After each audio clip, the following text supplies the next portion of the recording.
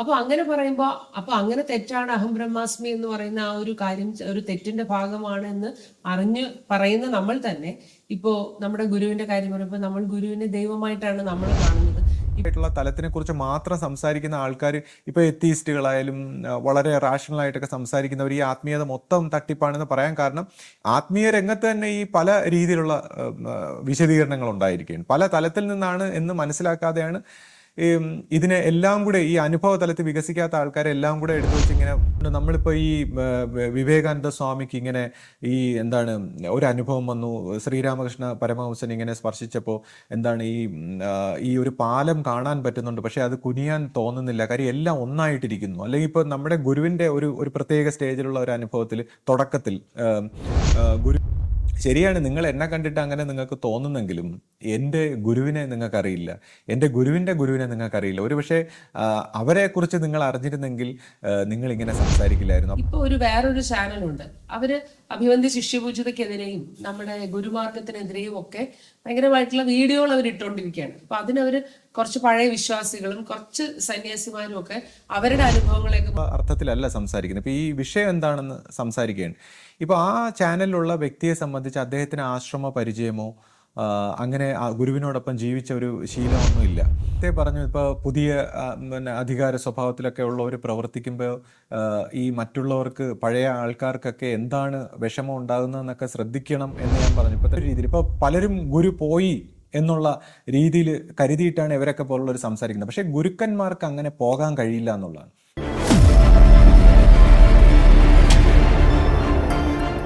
സദ്ഗുരുവേ ശരണം. എല്ലാവർക്കും ലൈഫ് ഡിവൈൻ്റെ പുതിയ എപ്പിസോഡിലേക്ക് സ്വാഗതം. ഇപ്പോൾ നമ്മൾ നമ്മുടെ ജീവിതത്തിൽ ഉണ്ടാകുന്ന വിഷമങ്ങളെ കുറിച്ച്, അപ്പോൾ എങ്ങനെ ഒരു ശാന്തിയും സമാധാനവും ജീവിതത്തിൽ നമുക്ക് എങ്ങനെ ഒരു വിജയം നമുക്ക് കൈവരിക്കാം, അതിന് ആത്മീയത നമ്മളെ എങ്ങനെ സഹായിക്കും, നമ്മുടെ പ്രശ്നങ്ങൾക്കൊക്കെ എങ്ങനെ നമുക്കൊരു പരിഹാരം കാണാം, ഇങ്ങനെയുള്ള കാര്യങ്ങളെ കുറിച്ചാണ് നമ്മൾ ചർച്ച ചെയ്തു വരുന്നത്. പക്ഷെ നമ്മളിപ്പോൾ നോക്കുകയാണെങ്കിൽ ആത്മീയതയെക്കുറിച്ച് ഒരുപാട് പേര് ഇപ്പോൾ ഈ കാലഘട്ടത്തിൽ സംസാരിക്കുന്നുണ്ട്. പക്ഷെ ഏത് ശ്രദ്ധിച്ചാലും അത് നമുക്കൊരു അവ്യക്തമായ രീതിയിലാണ് കാര്യങ്ങൾ പറയുന്നത്, ഒരു ആബ്സ്ട്രാക്ട് ഐഡിയാസ് എന്ന് പറയില്ലേ. അപ്പോൾ ഒരു സോളിഡ് ആയിട്ടുള്ള ഒരു സൊല്യൂഷൻ അല്ല. അപ്പോൾ ഇത് അങ്ങനെയുള്ള വിശദീകരണങ്ങളൊക്കെ കേൾക്കുമ്പോൾ നമുക്ക് ശരിക്കും പറഞ്ഞാൽ കൺഫ്യൂഷൻ ഒരുപക്ഷെ കൂടുന്ന പോലെയാണ് എനിക്ക് തോന്നുന്നത്. ഇപ്പം ആശ്രമത്തിലാണെങ്കിലും ഗുരു ഒരിക്കലും ഇങ്ങനെ ഒരു വേദാന്ത സ്വഭാവത്തിൽ ആബ്സ്ട്രാക്ട് ആയിട്ട് ഗുരു അങ്ങനെ സംസാരിക്കാറില്ല. പക്ഷെ ഇപ്പൊ ശ്രീ പറയുന്നത് കേൾക്കുമ്പോൾ ഇതേപോലെ ഒരു വേദാന്ത സ്വഭാവത്തിൽ ശ്രീ പല കാര്യങ്ങളും നമുക്ക് എക്സ്പ്ലെയിൻ ചെയ്ത് തരാറുണ്ട്. അപ്പൊ പലരും ചോദിക്കാറുണ്ട് അതെന്താ അങ്ങനെ. ഇപ്പോ ഫോർ എക്സാമ്പിൾ, നിങ്ങളുടെ കുറ്റം, നിങ്ങൾക്ക് എന്തെങ്കിലും കുറ്റം എവിടെയെങ്കിലും നിങ്ങൾ കാണുന്നുണ്ടെങ്കിൽ അത് നിങ്ങളിൽ തന്നെയാണെന്ന് ശ്രീ ആദ്യം പറയും. അപ്പൊ ഇത് കേൾക്കുമ്പോൾ തന്നെ ശരിക്കും പറഞ്ഞാൽ കേൾക്കുന്നവർക്ക് അത് അംഗീകരിക്കാൻ തന്നെ ആദ്യം തന്നെ പറ്റത്തില്ല എന്നാണ് എനിക്ക് ഫീൽ ചെയ്തിട്ടുള്ളത്. പക്ഷെ ശ്രീ പറയുന്ന കാര്യങ്ങളിലേക്ക് കടക്കുമ്പോൾ നമുക്ക് അതിന്റെ ഒരു പൊരുൾ മനസ്സിലാവും. അപ്പം എനിക്കിപ്പോ ശ്രീ പറയുന്നത് കേട്ട് ഒരു ശീലമുള്ളത് കൊണ്ട് എനിക്ക് അതിന്റെ കാര്യം മനസ്സിലാവും. പക്ഷെ ഒരുപാട് പേര് ഇപ്പൊ ആദ്യമായിട്ട് കേൾക്കുന്നവർക്കോ അല്ലെങ്കിൽ വല്ലപ്പോഴും ഒക്കെ കേൾക്കുന്നവർക്ക് അത് മനസ്സിലാവണമെന്നില്ലല്ലോ. അപ്പൊ പലരും അങ്ങനെ ഒരു സംശയം എൻ്റെ അടുത്ത് ഇങ്ങനെ പറഞ്ഞിട്ടുമുണ്ട്. അപ്പൊ അതുകൊണ്ട് എനിക്ക് പറയാനുള്ളതെന്ന് വെച്ചാൽ ഇങ്ങനെയുള്ള ഈ ഒരു പ്രശ്നങ്ങൾക്ക് നമുക്ക് ആത്മീയത എന്ന് പറയുമ്പോൾ ഒരു സോളിഡ് പരിഹാരം ഉണ്ടാവണ്ടേ. അല്ലാതെ ഇങ്ങനെ കാര്യത്തോടടുക്കുമ്പോൾ നമുക്കതൊരു പുളിക്കുമെന്ന് പറയുന്ന പോലെയാണ്. കാരണം നമുക്ക് പ്രശ്നങ്ങളുടെ പരിഹാരത്തിലേക്ക് കടക്കുമ്പോൾ ചിലപ്പോൾ നിങ്ങളുടെ ദുഃഖം അല്ലെങ്കിൽ ഈ വിഷമമൊക്കെ നല്ലതാണ് എന്ന് പറയുമ്പോൾ അപ്പോഴും കൺഫ്യൂഷനാണ്. കാരണം നമ്മളൊരു ആശ്വാസമായിട്ട് പ്രതീക്ഷിച്ചാണ് നമ്മൾ ഇതിലേക്ക് വരുന്നത്. വന്നു കഴിയുമ്പോൾ ആ ദുഃഖം അല്ലെങ്കിൽ അങ്ങനെ വിഷമം വരുന്നത് നല്ലതാണ്, അത് അങ്ങനെ പറയുമ്പോഴത്തേക്ക് അത് വീണ്ടും ഒരു സംശയത്തിന് നമുക്ക് ഇടവരുത്തുന്നുണ്ട്. പിന്നെ മറ്റൊരു പ്രധാനപ്പെട്ട ഒരു കാര്യം എന്ന് വെച്ചാൽ, ഇടയ്ക്ക് ഒരാൾ കണ്ടപ്പോൾ എൻ്റെ അടുത്ത് അയാൾ ചോദിച്ചതാണ്, ഇപ്പോ അഹം ബ്രഹ്മാസ്മി എന്ന് പറയുന്നത് ആത്മീയതയിൽ ഉണ്ടായിട്ടുള്ള ഒരു തെറ്റിന്റെ വശമാണ് എന്ന് നമ്മൾ പറഞ്ഞു കേട്ടിട്ടുണ്ട്. അപ്പൊ അങ്ങനെ പറയുമ്പോൾ അപ്പൊ അങ്ങനെ തെറ്റാണ് അഹം ബ്രഹ്മാസ്മി എന്ന് പറയുന്ന ആ ഒരു കാര്യം ഒരു തെറ്റിന്റെ ഭാഗമാണ് എന്ന് അറിഞ്ഞ് പറയുന്ന നമ്മൾ തന്നെ ഇപ്പോ നമ്മുടെ ഗുരുവിന്റെ കാര്യം പറയുമ്പോൾ നമ്മൾ ഗുരുവിനെ ദൈവമായിട്ടാണ് നമ്മൾ കാണുന്നത്. ഇപ്പോ അഭിവന്ദ്യ ശിഷ്യപൂജിതയും നമ്മൾ ആ ദൈവത്തിന്റെ അല്ലെങ്കിൽ ആ ഗുരുസ്ഥാനത്ത് തന്നെ നമ്മൾ കാണുമ്പോൾ നിങ്ങളും ഈ അഹം ബ്രഹ്മാസ്മി എന്ന് പറയുന്ന ഈ തെറ്റ് ആവർത്തിക്കുകയല്ലേ ചെയ്യുന്നത് എന്ന് ഒരാൾ ഇങ്ങനെ ഒരു സംശയം ചോദിച്ചു. അപ്പൊ ഇങ്ങനെയുള്ള കുറച്ച് കാര്യങ്ങൾക്കുള്ള ഒരു മറുപടിയാണ് ഇന്നത്തെ ഒരു വീഡിയോയിലൂടെ നമ്മൾ പ്രതീക്ഷിക്കുന്നത്. ഇന്നിപ്പോൾ ആദ്യമേ തന്നെ ഒരുപാട് ചോദ്യങ്ങളാണ്. അപ്പോൾ ആദ്യമായിട്ട് നമുക്ക് ഇപ്പോൾ ആധ്യാത്മിക രംഗത്ത് വരുമ്പോൾ അത് ശാന്തിയുടെ വഴിയാണോ അതോ ഈ പറയുന്ന കണക്ക് കൺഫ്യൂഷനും മിസറികളും പ്രോബ്ലങ്ങളും എല്ലാം കൂട്ടുകയാണോ ചെയ്യുന്നതെന്നുള്ളൊരു ചോദ്യം. തീർച്ചയായിട്ടും ആത്മീയത എന്ന് പറയുമ്പോൾ നമുക്ക് ശാന്തിയുടെയും സമാധാനത്തിൻ്റെയും പിന്നെ ഫ്രീഡത്തിൻ്റെയും സാക്ഷാത്കാരത്തിൻ്റെയൊക്കെ ഒരു പാതയാണ്. ഒരിക്കലും അത് ഈ നമ്മളെ പ്രശ്നങ്ങളിലേക്ക് എത്തിക്കുന്നില്ല. എന്നാൽ ഇതിനെ വേണ്ട വിധം ശരിയായി മനസ്സിലാക്കി എടുക്കാതെ മനസ്സിനെ പരിവർത്തനപ്പെടുത്തിക്കൊണ്ട് പോകാതെ വരുമ്പോൾ ഉണ്ടാകുന്ന പ്രശ്നങ്ങളാണ് നമ്മൾ ഈ പറയുന്ന ഒരുപാട് പിന്നെ ഇതിൻ്റെ ഇടയിലുള്ള കൺഫ്യൂഷൻസും മിസറികളും എല്ലാം. അപ്പോൾ ഇതെന്തുകൊണ്ട് ഇങ്ങനെ ഉണ്ടായെന്ന് ചോദിച്ചാൽ, ഇപ്പോൾ ആധ്യാത്മിക രംഗത്ത് നമ്മളിപ്പോൾ ഭൗതികമായിട്ടുള്ള നമ്മുടെ ഒരു കോൺഷ്യസ്നെസ്സിൻ്റെ തലം അത് വളരെ ലോജിക്കലായിട്ടുള്ള റാഷണലായിട്ട് നമുക്കെല്ലാം ചിന്തിക്കാനും എല്ലാവർക്കും മനസ്സിലാക്കാനൊക്കെ പറ്റുന്ന സയൻറ്റിഫിക് ആയിട്ടുള്ള ഒരു തലം. അടുത്തത് ഈ പറയുന്ന ഒരു ഇറാഷണൽ ആയിട്ടുള്ള ഒരു തലം, അതായത് നമുക്ക് ബുദ്ധിക്ക് നിരക്കാത്ത ഒരു വളരെ സൈക്കിക് ആയിട്ടുള്ള ഇമോഷണൽ ആയിട്ടുള്ള മിസ്റ്റിക് ആയിട്ടുള്ള സൂക്ഷ്മമായിട്ടുള്ള ഒരു മണ്ഡലം. അപ്പോൾ ഇതിനെക്കുറിച്ച് സംസാരിക്കുമ്പോൾ പലരും പല രീതിയിലാണ് സംസാരിക്കുന്നത്. പിന്നീട് ഒരു എന്താ പറയുന്ന ഒരു സൂപ്പർ കോൺഷ്യസ് ആയിട്ടുള്ള ഒരു അതീന്ദ്രിയമായിട്ടുള്ള ഒരു തലം, പിന്നെ ബിയോണ്ട് ആയിട്ട് നമുക്ക് വർണ്ണനാതീതമായിട്ടുള്ള തലം. അപ്പോൾ ഇങ്ങനെ ഈ എല്ലാ തലങ്ങളെയും കുറിച്ച് സംസാരിച്ച് വരുമ്പോഴാണ് ഈ പല തരത്തിലുള്ള ഈ വിശദീകരണങ്ങൾ ഉണ്ടാകുന്നത്. അതാണ് നമ്മളെ ഒരുപാട് തരത്തിൽ പല രീതിയിൽ ഇങ്ങനെ പല തരത്തിൽ പല ഗുരുക്കന്മാരൊക്കെ സംസാരിക്കുന്ന കേൾക്കുമ്പോൾ ഇപ്പോൾ ഓരോരുത്തരും അവർ റെപ്രസെൻറ്റേറ്റ് ചെയ്യുന്ന തലത്തിനനുസരിച്ചാണ് സംസാരിക്കുന്നത്. ഇപ്പോൾ പല മതങ്ങൾ അത് മനസ്സിൻ്റെ ഓരോ തലത്തു നിന്നാണ് ഉണ്ടായിരിക്കുന്നത്. ഇപ്പോൾ സ്പിരിച്വാലിറ്റി എന്ന് പറയുമ്പോൾ തന്നെ ചിലർ സൂക്ഷ്മ മണ്ഡലങ്ങളെ റെപ്രസെൻറ്റേറ്റ് ചെയ്യുന്ന കാര്യങ്ങളായിരിക്കാം, ചിലർ ചില സാധനങ്ങളെക്കുറിച്ചായിരിക്കും, ചിലർ സാക്ഷാത്കാരത്തെക്കുറിച്ചായിരിക്കാം. അങ്ങനെ മൈൻഡിൻ്റെ പല തലങ്ങളിൽ സംസാരിക്കുമ്പോഴാണ് ഈ പല രീതിയിലുള്ള എക്സ്പ്ലനേഷൻ ഉണ്ടാകുന്നത്. കൂടാതെ ഇത് ആന്തരിക തലമായതുകൊണ്ട് ഓരോരുത്തരുടെയും മനസ്സിൻ്റെ ഭാവനയും അവരുടെ അവസ്ഥകളും എല്ലാം ഇതിന് മിങ്കിൾ ചെയ്ത് വരുന്നുണ്ട്. അപ്പോൾ അതിനനുസരിച്ച് ഇതെല്ലാം വളരെ വ്യത്യസ്തമായിരിക്കും. അപ്പോൾ ആ വ്യത്യസ്തതയിൽ ഒരു ഏകത്വം കണ്ടുപിടിക്കുക, അല്ലെങ്കിൽ ഇത്രയും വ്യത്യസ്തവും വിശാലവുമാണ് ആത്മീയത എന്നാണ് നമ്മൾ മനസ്സിലാക്കേണ്ടത് അതിനകത്ത്. പിന്നെ അപ്പോൾ ഈ ഇത്രയും കൺഫ്യൂഷൻ ഉണ്ടാകുന്നതുകൊണ്ടാണ് ഈ സയൻറ്റിഫിക് ആയിട്ട് ഈ ലോവസ്റ്റ് ആയിട്ടുള്ള വളരെ ലോജിക്കലായിട്ടുള്ള തലത്തിനെക്കുറിച്ച് മാത്രം സംസാരിക്കുന്ന ആൾക്കാർ, ഇപ്പോൾ എത്തീസ്റ്റുകളായാലും വളരെ റാഷണലായിട്ടൊക്കെ സംസാരിക്കുന്നവർ ഈ ആത്മീയത മൊത്തം തട്ടിപ്പാണെന്ന് പറയാൻ കാരണം ആത്മീയ രംഗത്ത് തന്നെ ഈ പല രീതിയിലുള്ള വിശദീകരണങ്ങൾ ഉണ്ടായിരിക്കുകയാണ്. പല തലത്തിൽ നിന്നാണ് എന്ന് മനസ്സിലാക്കാതെയാണ് ഇതിനെ എല്ലാം കൂടെ ഈ അനുഭവ തലത്തിൽ വികസിക്കാത്ത ആൾക്കാരെ എല്ലാം കൂടെ എടുത്തു വെച്ച് ഇങ്ങനെ പുസ്തക വായനയിലൂടെ സംസാരിക്കുമ്പോഴാണ് ഇതൊരു കൺഫ്യൂഷനായിട്ട് മാറുന്നത്. അതുകൊണ്ടാണ് നമ്മൾ പറയുന്നത് ഇത് പടിപടിയായിട്ട് അനുഭവ തലത്തിൽ ഒരു ഗുരുവിൻ്റെ സാന്നിധ്യത്തിൽ വികസിച്ച് വരണം എന്ന് നമ്മൾ പറയുന്നത്. കൂടാതെ ഇപ്പോൾ ഈ മനസ്സിൻ്റെ പല തലങ്ങളിലാണ് ഈ പലതരത്തിലുള്ള വിശദീകരണങ്ങൾ നിൽക്കുന്നതെങ്കിൽ പരമമായ ദൈവത്തിൻ്റെ സത്യമായ ആ തലത്തിലേക്ക് കടക്കാൻ വളരെ സിമ്പിളായിട്ടാണ് കാര്യങ്ങളെല്ലാം. അതായത് വളരെ സിമ്പിളായിട്ടുള്ള സ്നേഹമെന്ന ഒരു സത്യവും അതിലേക്ക് അവയർനെസ്സോടുകൂടി ശ്രദ്ധയോടെ ലളിതമായ ഒരു ജീവിതവും ഗുരുമാർഗവും ഇതെല്ലാം കൂടെ ചേർന്ന് വളരെ ലളിതമായിട്ടുള്ള ഒരു പാത്താണ് ഈ പരമമായ സത്യത്തിലേക്കുള്ള വഴി. എന്നാൽ മറ്റ് ഈ മൈൻഡിൻ്റെ തലങ്ങളിലാണ് ഈ സ്പിരിച്വാലിറ്റി എന്ന് പറഞ്ഞുകൊണ്ട് നമ്മൾ പല രീതിയിലുള്ള സിദ്ധി സ്വഭാവം തൊട്ട് അത്ഭുതങ്ങളും മിറാക്കിളും പിന്നെ വിശദീകരണങ്ങളും എല്ലാം അതൊരു സയൻസാണ്, ഇന്നർ സയൻസാണ്, മറ്റൊരു രീതിയിലുള്ള ഒരു സയൻസാണ്. അപ്പോൾ ഇതിനെല്ലാം കൂടെയാണ് നമ്മളൊരു എന്താ പറയുന്ന ആകെ ഒരു കൺഫ്യൂസ്ഡ് ആയി പോകുന്നത്. പിന്നെ ആദ്യത്തെ തലങ്ങളിൽ നമുക്ക് ലോജിക്കലായിട്ടൊരു വിശദീകരണങ്ങളൊക്കെ നല്ലതാണെങ്കിലും അടുത്ത തലങ്ങൾ ഈ കൺഫ്യൂഷനും നല്ലതാണെന്നുള്ളതാണ്. ആധ്യാത്മികതയുടെ മറ്റൊരു പ്രത്യേകത എന്താണെന്ന് വെച്ചാൽ എല്ലാം നല്ലതിനാണെന്നുള്ള ഒരു കാഴ്ചപ്പാടാണ്. അതായത് ഈ കൺഫ്യൂഷനും നല്ലതാണ്. അടുത്ത തലങ്ങളിലേക്ക് പോകുമ്പോൾ ഈ കൺഫ്യൂഷനും മിസറികളും പ്രോബ്ലങ്ങളും ഇഷ്യൂസും എല്ലാം നല്ലതിനാണ്. എന്തുകൊണ്ടെന്ന് വെച്ചാൽ ഇതിൻ്റെ എല്ലാം റൂട്ടായിട്ടുള്ള ഇതെന്താണ്, എവിടെ നിന്നാണ് ഇത്രയും കൺഫ്യൂഷനും മിസറികളും പ്രോബ്ലംസും എല്ലാം ഉണ്ടാകുന്ന രോഗങ്ങളും ഇഷ്യൂസൊക്കെ ലൈഫിൽ ഉണ്ടാകുന്നത്, അതിൻ്റെ റൂട്ട് എന്താണ് നമ്മളെ ഈ എക്സിസ്റ്റൻസ് ആയിട്ട് ഈ സത്യമായിട്ടിരിക്കുന്ന ഈ ദൈവികമായിട്ടിരിക്കുന്ന ആ ഒരു ഡിവൈൻ തലത്തിൽ നിന്ന് നമ്മളെ വേർതിരിക്കുന്നത് എന്താണ് നമ്മുടെ ജീവിതത്തിലെ പ്രശ്നം എന്നുള്ള അതിൻ്റെ വേര് കണ്ടുപിടിക്കാൻ ഈ കൺഫ്യൂഷനും മിസറികളും എല്ലാം നല്ലതാണ്. എന്നിട്ട് അതിൽ നിന്ന് സ്വതന്ത്രമാകണമെങ്കിൽ ഇത്രയും ഒരു നെഗറ്റിവിറ്റി നമ്മളെ ഹെൽപ്പ് ചെയ്യും എന്നുള്ളതാണ്. അതുകൊണ്ട് ആധ്യാത്മികതയിൽ ഇതെല്ലാം നമ്മളെ ഹെൽപ്പ് ചെയ്യുന്ന ഘടകങ്ങളാണ്. ആരും അതിനെ തെറ്റിദ്ധരിച്ച് കളയരുത്. ഇത് ശാശ്വതമായ ശാന്തിയിലേക്കും സമാധാനത്തിലേക്കും ദൈവികതയിലേക്കും നയിക്കുന്ന ഒരു മാർഗമാണ്. ആരും അതിനെ ആ രീതിയിൽ തെറ്റിദ്ധരിച്ച് കളയരുത്. ഇനിയിപ്പോൾ അടുത്ത കാര്യം, ഇപ്പോൾ ആശ പറഞ്ഞു ഈ അഹം ബ്രഹ്മാസ്മി എന്ന് പറയുന്ന ഒരു മിസ്റ്റേക്കിനെ കുറിച്ചും. അപ്പോൾ നമ്മുടെ ആശ്രമത്തിൽ ഇപ്പോൾ ഗുരുമാർഗത്തിൽ വന്നപ്പോൾ ഇവിടെയും സെയിം കാര്യങ്ങളല്ലേ എന്ന് ചോദിക്കുന്നു. അപ്പോൾ അതിൻ്റെ ഒരു വ്യത്യാസം പറയണമെങ്കിൽ ഇപ്പോൾ എൻ്റെ ഒരു പേഴ്സണൽ ഒരു എക്സ്പീരിയൻസിനെ കുറിച്ച് പറയേണ്ടിയിരിക്കുന്നു. കാര്യം ഞാനത് എന്തുകൊണ്ട് എങ്ങനെ അത് സംസാരിക്കുന്നു അല്ലെങ്കിൽ എങ്ങനെ ഞാൻ അതിനെ മനസ്സിലാക്കി എന്ന് പറയണമെങ്കിൽ ഇപ്പോൾ ഞാൻ പേഴ്സണൽ എക്സ്പീരിയൻസിനെ കുറിച്ച് ഡിസ്കസ് ചെയ്യാനൊന്നും ആഗ്രഹിക്കുന്നില്ല. അല്ലെങ്കിൽ ഏതെങ്കിലും ഒരു എക്സ്പീരിയൻസുകളോ മനസ്സിൻ്റെ അനുഭവങ്ങളോ അതിനെ ബേസ് ചെയ്തുകൊണ്ട് ജീവിതത്തെ ചിട്ടപ്പെടുത്തുകയോ ഒന്നുമല്ല. ഞാൻ കോൺഷ്യസ് ആയിട്ടുള്ള തലത്തിൽ വളരെ റാഷണൽ ആയിട്ടുള്ള കോൺഷ്യസ് ആയിട്ടുള്ള മൈൻഡ് കൊണ്ട് തന്നെ ജീവിക്കുന്ന ഒരു വ്യക്തിയാണ്. അപ്പം ഞാൻ എന്നാൽ ആത്മീയതയിൽ ഇങ്ങനെയുള്ള ചില തലങ്ങളുണ്ടെന്നും ഇങ്ങനെയുള്ള എക്സ്പീരിയൻസുകൾ ഉണ്ടെന്നും മനസ്സിലാക്കി മുന്നേറുന്നു. അപ്പം ഒരു എക്സ്പീരിയൻസിനെ ബേസ് ചെയ്തുകൊണ്ട് പിന്നെ ഹാലൂസിനേഷനിൽ ജീവിക്കുന്ന ഒരു സ്വഭാവത്തിലല്ല ഞാൻ സംസാരിക്കുന്നത്. അപ്പോൾ എന്നാലും എൻ്റെ ചില എക്സ്പീരിയൻസുകളെ കുറിച്ച് പറയാതെ ഇതിനെ വിശദീകരിക്കാനും കഴിയില്ല. അപ്പോൾ ഇത് നമ്മുടെ എന്തെങ്കിലും സ്പെഷ്യാലിറ്റിയെക്കുറിച്ച് ബോധിപ്പിക്കാനല്ല. ഇപ്പോൾ എന്നെ സംബന്ധിച്ച് ഭാഗ്യം എന്താണെന്ന് വെച്ചാൽ നമുക്ക് കറക്റ്റ് ഒരു ഗുരുമാർഗത്തിൽ ഒരു ഗുരുവിൻ്റെ കൂടെ പരിണമിക്കാനുള്ള ഒരു അവസരം കിട്ടിയപ്പോൾ ഈ ഒരു ഗുരു കാരുണ്യം കൊണ്ട് നമ്മൾ ചില അനുഭവങ്ങൾ ചില ഗുരുക്കന്മാർക്ക്, ഈ ഉയർന്ന തലത്തിലുള്ള ഗുരുക്കന്മാർക്ക് ചില അനുഭവങ്ങൾ പകർന്നു തരാൻ കഴിയും. അപ്പോൾ എന്നെ സംബന്ധിച്ച് അങ്ങനെയുള്ള ചില പകർച്ചയിലൂടെ നമ്മൾ ഈ പറയുന്ന വലിയ അവസ്ഥകളിലൊന്നും കടക്കാതെ തന്നെ നമുക്ക് ആ പറഞ്ഞ ചില തലങ്ങളിലൂടെ ഒരു കടന്നു പോകാനുള്ളൊരു അനുഭവം ഉണ്ടായിട്ടുണ്ട്. അപ്പോൾ അത് ഒന്ന് വിശദീകരിക്കാതെ നമുക്കിതിനെ ഒന്ന് എക്സ്പ്ലെയിൻ ചെയ്യാൻ പറ്റില്ല. അപ്പം ഞാൻ എന്തുകൊണ്ടാണ് ഇതെല്ലാം ഈ രീതി സംസാരിക്കുന്നത് എന്നുള്ളൊരു വിഷയത്തിൽ നമ്മുടെ ഒരു പേഴ്സണൽ ലൈഫിനെ കുറിച്ച് കുറച്ച് പറയുകയാണ്. അപ്പോൾ ഇപ്പോൾ എൻ്റെ ലൈഫിൽ ഞാൻ ആദ്യകാലങ്ങളിൽ ഇപ്പോൾ എന്നെ സംബന്ധിച്ച് ഞാൻ വളരെ സയൻറ്റിഫിക് ആയിട്ട് കാര്യങ്ങളെ കാണുന്ന ഒരു കുട്ടിയായിരുന്നു. അപ്പം നമുക്ക് ഈ ഒരു വിശ്വാസ സ്വഭാവമോ ഭക്തി സ്വഭാവമോ അങ്ങനെയുള്ളൊരു കാര്യങ്ങളില്ല. അപ്പം വളരെ റാഷണലായിട്ട് ചിന്തിക്കുന്ന ഒരു മനസ്സാണ്.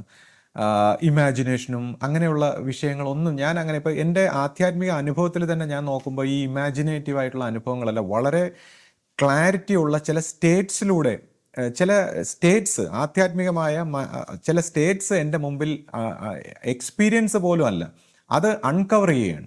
ആ എക്സ്പീരിയൻസ് എന്ന് പറയുമ്പോൾ നമ്മൾ ഇൻഡയറക്റ്റ് ആയിട്ട് മാറി നിന്ന് കാണുന്ന അതിനെ വേണമെങ്കിൽ നമുക്ക് ഹാലൂസിനേഷൻ എന്ന് പറയാം. ഇതെന്ന് പറഞ്ഞാൽ നമ്മുടെ മുന്നിൽ ഉണ്ടാകുന്ന ചില സ്റ്റേറ്റ്സ് ഓഫ് ബീയിങ് ആണ്, ഓരോ തലങ്ങളിലുള്ള ഒരു അവേക്കനിങ്ങിനെ കുറിച്ചാണ്.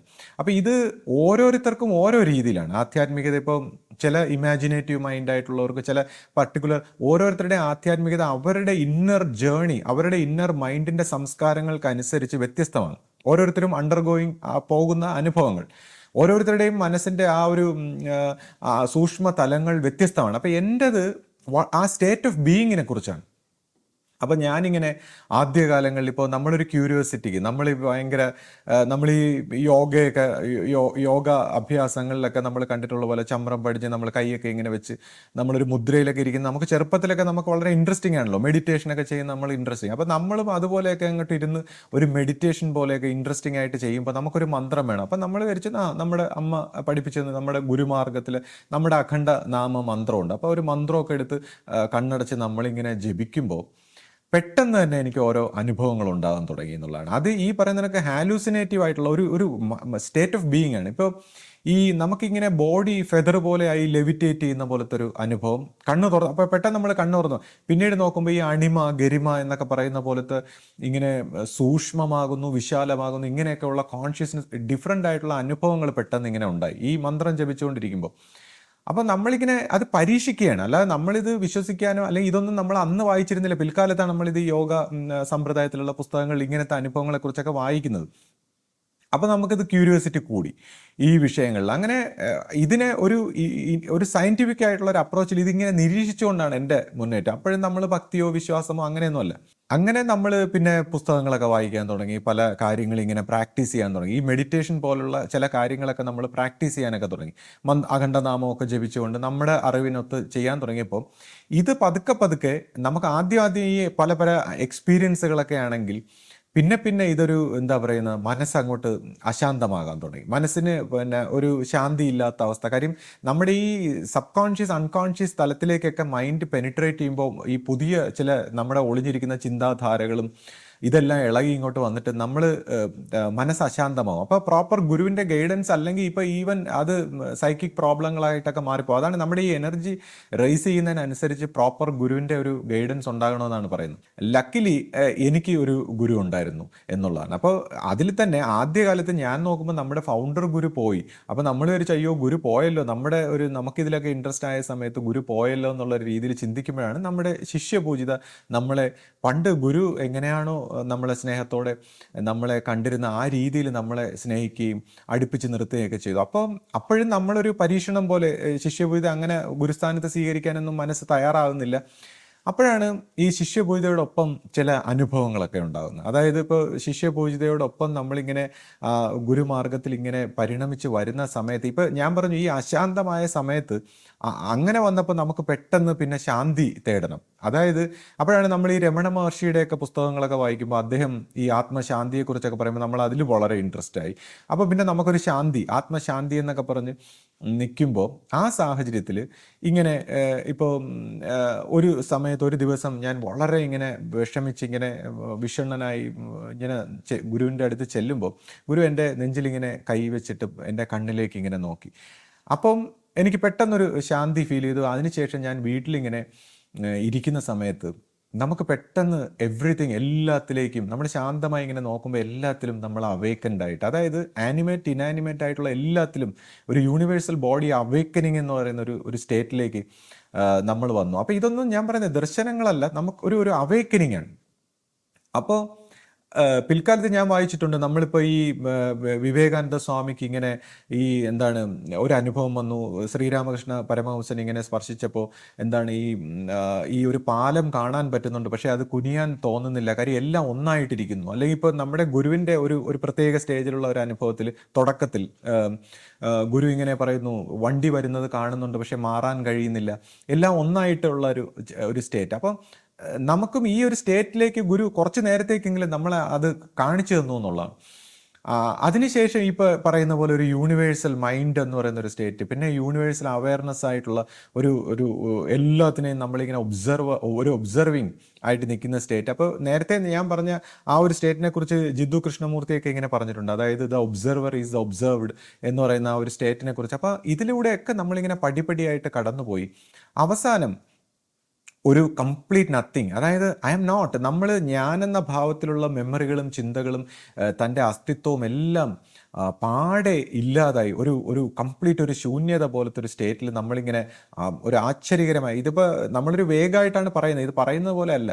അപ്പോൾ ഇങ്ങനത്തെ ഒരു സ്റ്റേറ്റും പിന്നീട് അപ്പുറത്തൊരു വലിയ ഒരു പ്രകാശത്തിൻ്റെതായിട്ടുള്ള ഒരു സത്യത്തിൻ്റെ വെളിച്ചം പോലെ ഒരു ശാന്തിയുടെയൊക്കെ ഒരു സ്റ്റേറ്റിലേക്ക് പോകുമ്പോൾ നമ്മളിങ്ങനെ ഇനി ഈ സ്റ്റേറ്റിലേക്ക് പോയാൽ നമുക്ക് ഈ ശരീരത്തിലേക്ക് തിരിച്ചു വരാൻ കഴിയില്ല എന്നൊക്കെ ഉള്ളൊരു അശരീരി പോലെയൊക്കെ ഉള്ളൊരു അനുഭവങ്ങളും. അപ്പം ഇതെല്ലാം നമ്മുടെ ഗുരുവിനോടൊപ്പം നിന്നപ്പോൾ നമുക്ക് ഉണ്ടായ ഒരു പരിണാമമാണ്.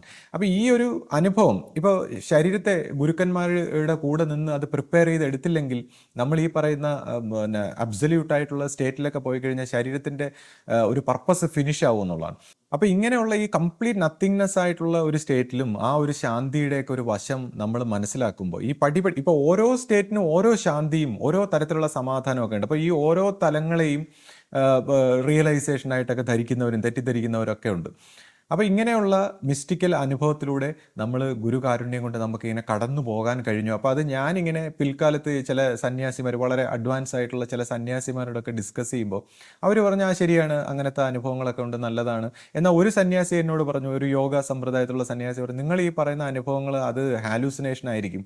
കാര്യം മനസ്സിന് അങ്ങനെ പല ഹാലൂസിനേഷൻ ഉണ്ടാകാറുണ്ട്. അങ്ങനെ ഇതൊക്കെ എന്ന് പറഞ്ഞാൽ സിസ്റ്റമാറ്റിക് ആയിട്ടുള്ള ഒരു ഗുരു പരമ്പരയിലൂടെ ഉള്ള ഒരു ലൈഫിലൂടെ ഒരു വളരെ സാധനയിലൂടെയൊക്കെ സംഭവിക്കുന്നതാണ്. മഹായോഗികൾക്കൊക്കെ നിങ്ങൾ ഈ പറയുന്ന അങ്ങനെയൊന്നും സാധിക്കില്ല എന്ന് പറഞ്ഞു.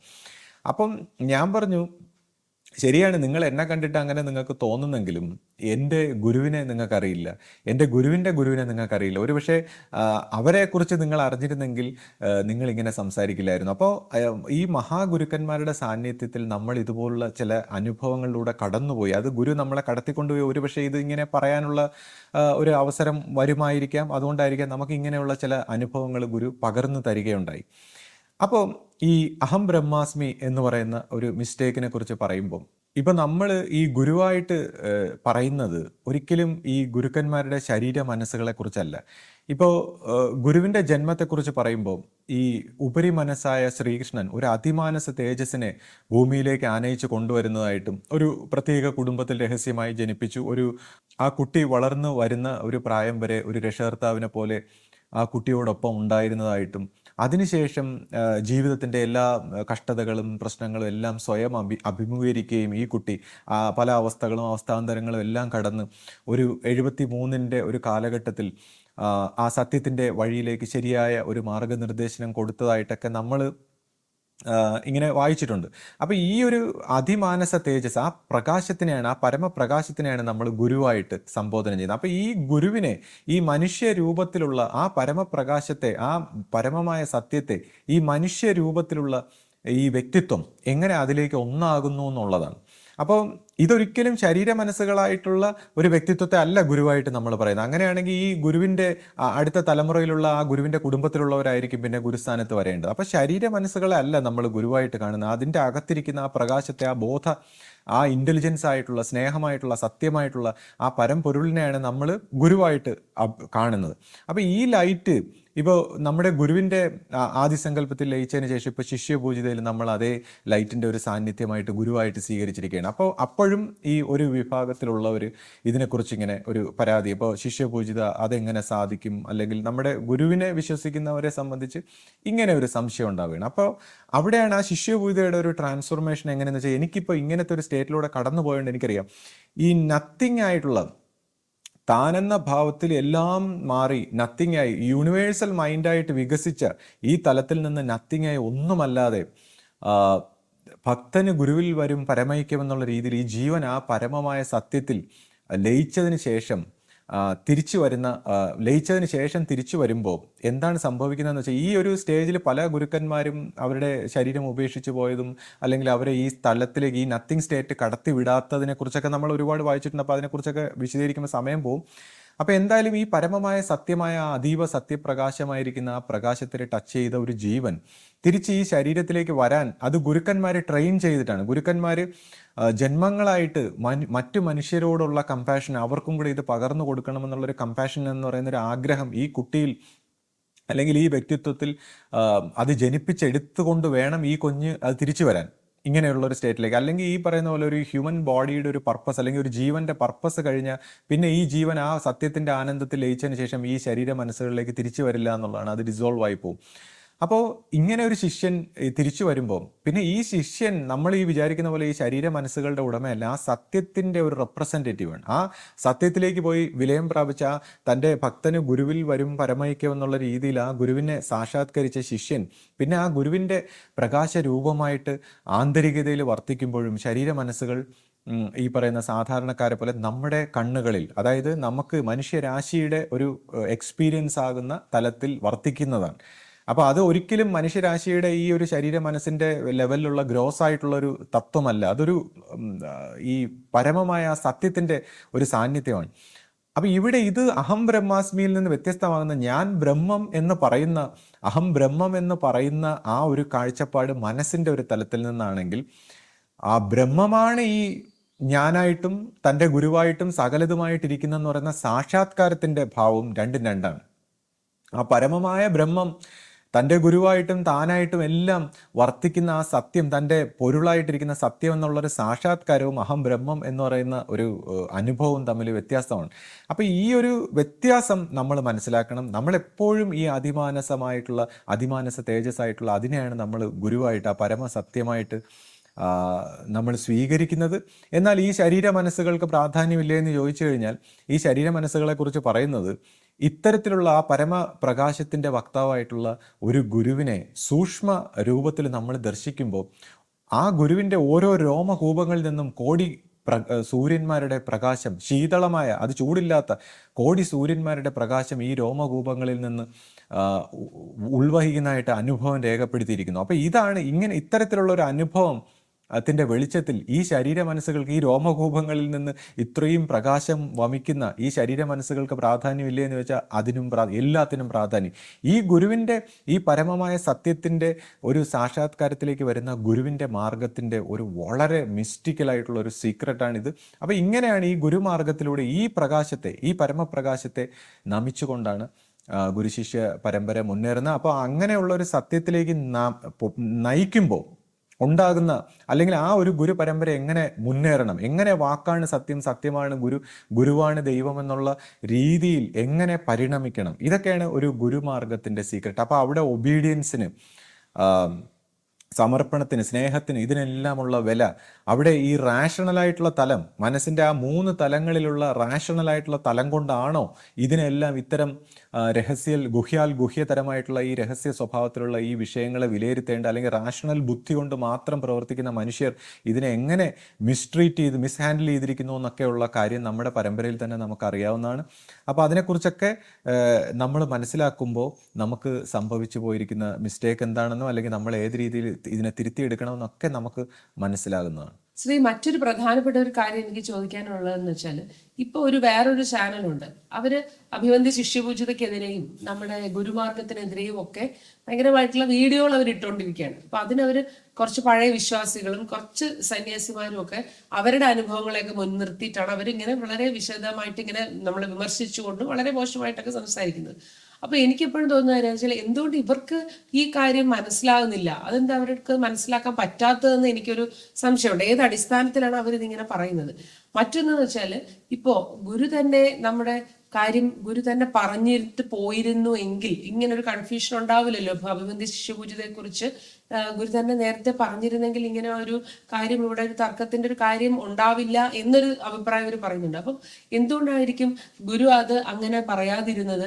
മാത്രമല്ല, ഇപ്പൊ അഭിവന്ദ്യ ശിഷ്യപൂജിത തന്നെയാണെങ്കിലും അതിനെക്കുറിച്ച് ശിഷ്യപൂജിത ഒന്നും സംസാരിക്കുന്നുമില്ലല്ലോ. അപ്പൊ എന്തുകൊണ്ടായിരിക്കും അങ്ങനെ ഒരു സാഹചര്യം ഇവിടെ ഉടലെടുത്തത്? അവർക്ക് എന്തുകൊണ്ട് ഇത് മനസ്സിലാവുന്നില്ല?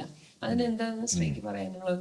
ഇപ്പോൾ ഈ ചാനലിനെ കുറിച്ച് പറയുകയാണെങ്കിൽ, ആ ചാനൽ നടത്തുന്ന വ്യക്തിയെ സംബന്ധിച്ച് ഇപ്പം നമ്മൾ ആരെയും കുറ്റപ്പെടുത്താനല്ല, പക്ഷേ ഈ കാര്യങ്ങൾ വ്യക്തമായി പറഞ്ഞ് മനസ്സിലാക്കിയില്ലെങ്കിൽ ഇതിനെക്കുറിച്ച് ആർക്കും മനസ്സിലാവില്ല, ഒരു കൺഫ്യൂഷൻ. അതുകൊണ്ട് നമ്മൾ വ്യക്തിയെ കുറ്റപ്പെടുത്താൻ ഉള്ള അർത്ഥത്തിലല്ല സംസാരിക്കുന്നത്. ഇപ്പോൾ ഈ വിഷയം എന്താണെന്ന് സംസാരിക്കുകയാണ്.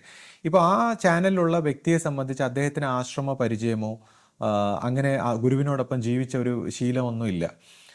ഇപ്പം നമ്മൾ കുറേ ഗുരുവാണികളെല്ലാം വായിക്കുമ്പോൾ നമുക്ക് മനസ്സിലാകുന്ന കാര്യങ്ങൾ നമ്മുടെ ബുദ്ധിക്ക്, ഞാൻ നേരത്തെ പറഞ്ഞ ആദ്യത്തെ ഈ 3 തലങ്ങൾ വരെയുള്ള ഈ റാഷണലായിട്ടുള്ള വളരെ ലോജിക്കലായിട്ടുള്ള ബുദ്ധിക്ക് നിരക്കുന്ന കാര്യങ്ങൾ, അല്ലെങ്കിൽ ആ തലത്തിലുള്ള ആത്മീയത, അതായത് ഈ മത സ്വഭാവത്തിലൊക്കെ പൊതുജനങ്ങളെ ശരി തെറ്റ് ധർമ്മം നീതി എന്നൊക്കെ പറഞ്ഞ് പഠിപ്പിക്കുന്ന ഒരു തലമുണ്ട്. അടുത്ത തലം വേറൊരു തലമാണ്. അപ്പോൾ ഇതിനെക്കുറിച്ചൊന്നും മനസ്സിലാക്കാത്ത വളരെ ലോജിക്കലായിട്ട് ചിന്തിക്കുന്ന ഒരു മനസ്സുകൊണ്ട് അദ്ദേഹം ശരി തെറ്റ് ധർമ്മം കർമ്മം അടുക്കും ചിട്ടയും മറ്റേ സൂക്ഷിപ്പുകളും ഇതുപോലുള്ള കാര്യങ്ങൾ മനസ്സിലാക്കിയിട്ട് വളരെ ലോജിക്കലായിട്ട് പുള്ളിയുടെ മനസ്സിൽ, അതായത് പുള്ളിയുടെ ആ കൊച്ചു മനസ്സിൽ പുള്ളിക്ക് തോന്നുന്നത് വെച്ചിട്ട് ഇങ്ങനെയാണ് ആശയം എന്നും പറഞ്ഞങ്ങ് പുള്ളി സംസാരിക്കുകയാണ്. അപ്പോൾ ആശ്രമ പരിചയത്തെക്കുറിച്ച് ഇപ്പം എന്നാൽ അദ്ദേഹത്തിനോടൊപ്പം ഉള്ളവർക്ക് ആശ്രമ പരിചയമുള്ള പണ്ടത്തെ സന്യാസിമാരാവട്ടെ അല്ലെങ്കിൽ പഴയ ചില ആൾക്കാർക്ക് ആശ്രമ പരിചയം ഇല്ലേ എന്ന് ചോദിച്ചു കഴിഞ്ഞാൽ, ഈ ഗുരുവാണി വായിക്കുമ്പോൾ ഗുരുവാണിയിലൂടെ സംസാരിക്കുന്നത് ഒരു തലം, ഇനി ആശ്രമ പരിചയം, ആശ്രമത്തിൽ ജീവിക്കുന്നത് മറ്റൊരു തലം, ഇനി അനുഭവത്തിന്റെ തലം അത് മറ്റൊരു തലം, ഇനി സാക്ഷാത്കാരത്തിന്റെ അത് വളരെ വിശുദ്ധമായ വളരെ മനുഷ്യന്റെ ബുദ്ധിക്ക് നിരക്കാത്ത ഒരു തലം. അപ്പൊ ഈ ഇപ്പോൾ ഈ അദ്ദേഹത്തിനോടൊപ്പം സംസാരിച്ചവരുണ്ടെങ്കിൽ അവർക്ക് അനുഭവ സ്വഭാവത്തിൽ ആശ്രമ പരിചയം ഉണ്ടായിരിക്കാം, പക്ഷെ അനുഭവ സ്വഭാവത്തിൽ വളർന്നിട്ടില്ല.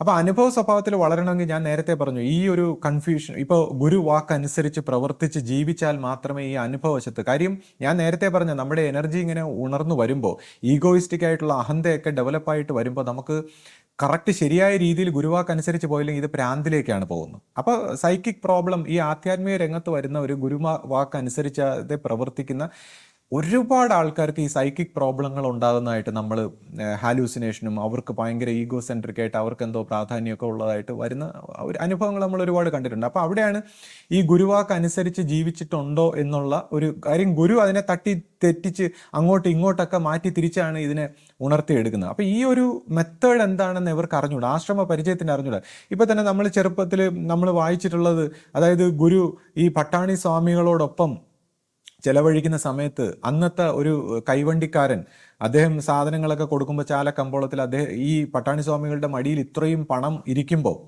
ഈ പൈസ ഇല്ല എന്ന് പറഞ്ഞിട്ട് ഈ പാവപ്പെട്ടവന്റെ വണ്ടി വിറ്റ് ആ പൈസ മേടിക്കുന്ന അദ്ദേഹം പിന്നെ ചുമട് എടുത്തുകൊണ്ടൊക്കെ പോകുന്ന കാണുമ്പോൾ ഗുരുവിന് കണ്ണുനീര് വരികയാണ്, നമ്മുടെ ഗുരുവിന്. അപ്പോൾ ആ പട്ടാണി സ്വാമികൾ ഇങ്ങനെ പറഞ്ഞു, അത് നിനക്ക് മനസ്സിലായിട്ടില്ല, നിനക്ക് മനസ്സിലാവും എന്നൊക്കെയുള്ള രീതിയിലുള്ള കാര്യം. അപ്പോൾ ഇതിനെയൊക്കെ നമ്മൾ ബുദ്ധി കൊണ്ട് എങ്ങനെ വിവരിക്കും?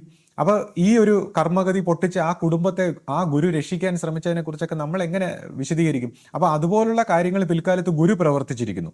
അപ്പോൾ ഇത് പിന്നീട് ശിഷ്യപൂജിത പ്രവർത്തിച്ചിരിക്കുന്നു. അപ്പോൾ ഇതുപോലുള്ള ഈ ആശ്രമ പരിചയത്തിലുള്ള ഈ സ്വഭാവങ്ങൾ മനസ്സിലാക്കാതെ ഈ കർമ്മഗതി പൊട്ടിക്കുന്ന ശിഷ്യനെ കർമ്മഗതി പൊട്ടിച്ച് ആ സത്യത്തിലേക്ക് വികസിപ്പിക്കുന്ന ഈ ഒരു വഴിയൊന്നും മനസ്സിലാക്കാതെയാണ് അദ്ദേഹം സംസാരിക്കുന്നത്. ഇപ്പോൾ നമ്മൾ നോക്കിക്കഴിഞ്ഞാൽ മറ്റ് ഗുരു പരമ്പരയിൽ ഇപ്പോൾ ജോർജ് ഗുർജീഫ് എന്നൊക്കെ പറയുന്ന റഷ്യൻ മിസ്റ്റിക് ആയിട്ടുള്ള അദ്ദേഹമൊക്കെ അദ്ദേഹത്തിന്റെ ശിഷ്യന്മാരോട് പെരുമാറിയത് വെച്ച് നോക്കുമ്പോൾ അതൊക്കെ വളരെ ഇന്റൻസ് ആയിട്ട് പെരുമാറി. അത് ഏറ്റവും ഉയർന്ന ഈ പറയുന്ന എന്താണ് ഓസ്പെൻസ്കി എന്നൊക്കെ പറയുന്ന ആ ശിഷ്യൻ പോലും അദ്ദേഹത്തെ കളഞ്ഞിട്ട് പോയതായിട്ട് നമ്മൾ കണ്ടിട്ടുണ്ട്. അപ്പം ഈ എൻലൈറ്റൻമെന്റിന്റെ വക്കിലെത്തുന്നവർ പോലും ഈ ഗുരുമാർഗങ്ങൾ മനസ്സിലാക്കാതെ അതിന്റെ ഒരു വേർജിലെത്തുമ്പോൾ ഓരോ തലങ്ങളും കടക്കുന്ന ഒരു സമയത്തെത്തുമ്പോൾ ഈ ശിഷ്യന്മാർ തെറ്റിപ്പോവുകയാണ്.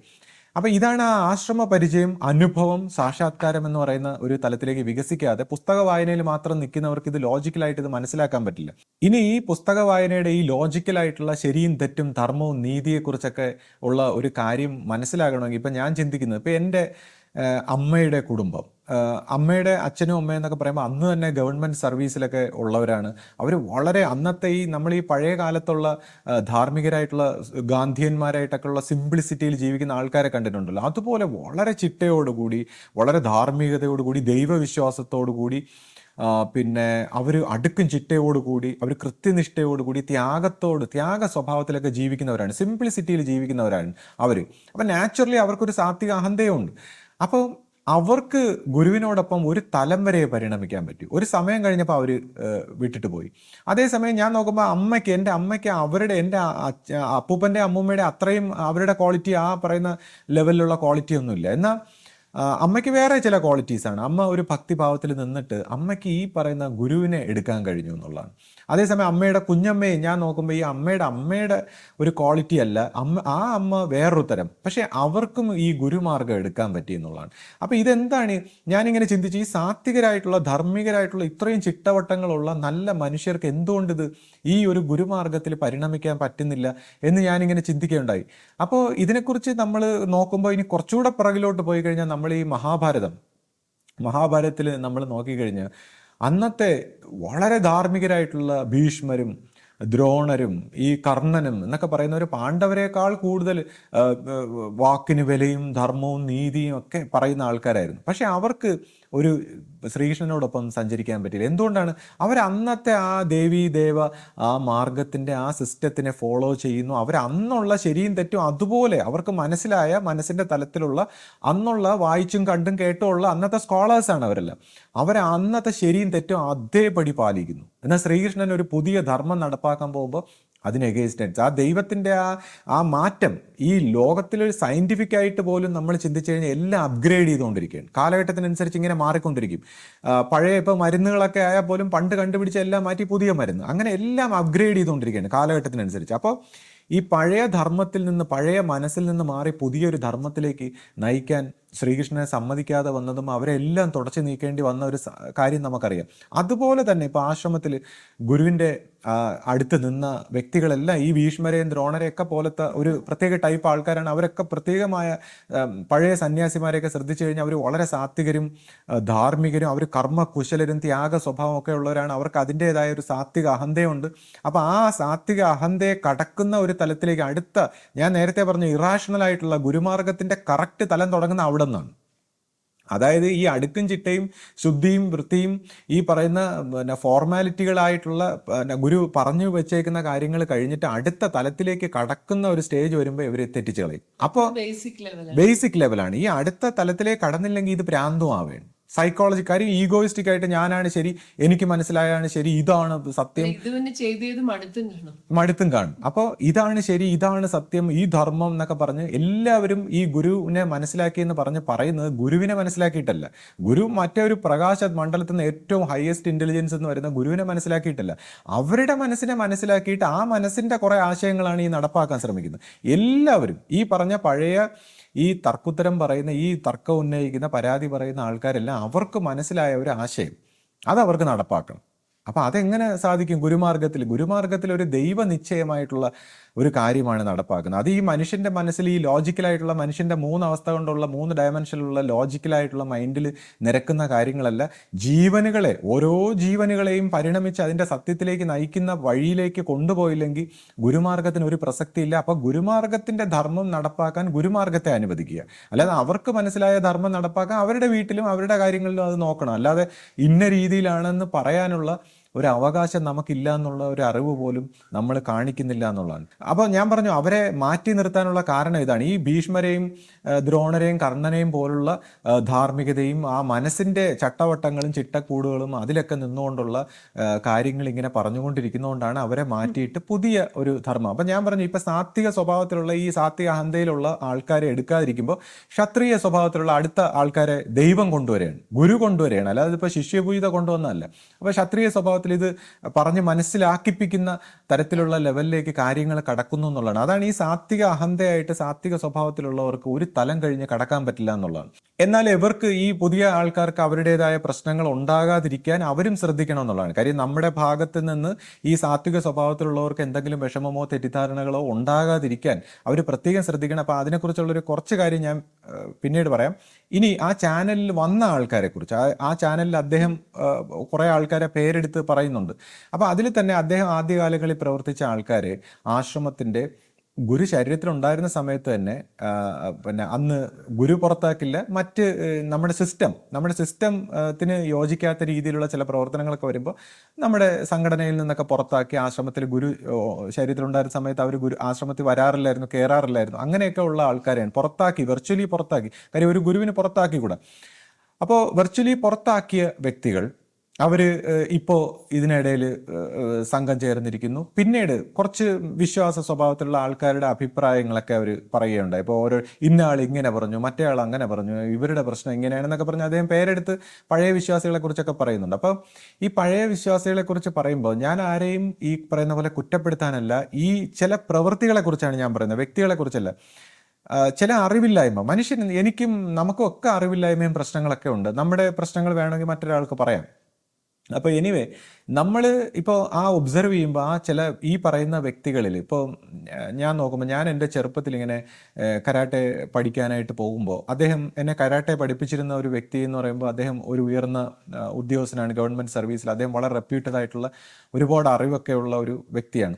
അപ്പോൾ അദ്ദേഹം എന്നോട് വലിയ കാര്യമായിരുന്നു. ആദ്യകാലത്തൊക്കെ എന്നോട് വളരെ സ്നേഹമായിട്ടൊക്കെ നിന്നു. ഒരു സമയത്ത് ഞാനിങ്ങനെ ഒരു ആശ്രമ സ്വഭാവത്തിൽ നിന്നാണ് വരുന്നത്, ഇന്ന ആശ്രമത്തിൽ നിന്നാണ് വരുന്നതെന്നൊക്കെ പറഞ്ഞപ്പോൾ അദ്ദേഹത്തിന് എന്നോടൊരു പിന്നെ ഒരു പിണക്കം. പെട്ടെന്ന് അദ്ദേഹം പിന്നെ എന്നെ മൈൻഡ് ചെയ്യുന്നില്ല, എന്നോടൊരു പരിഭവം പോലെ എനിക്ക് തോന്നി. അപ്പം എന്താണ് കാരണമെന്ന് എനിക്കറിയില്ല.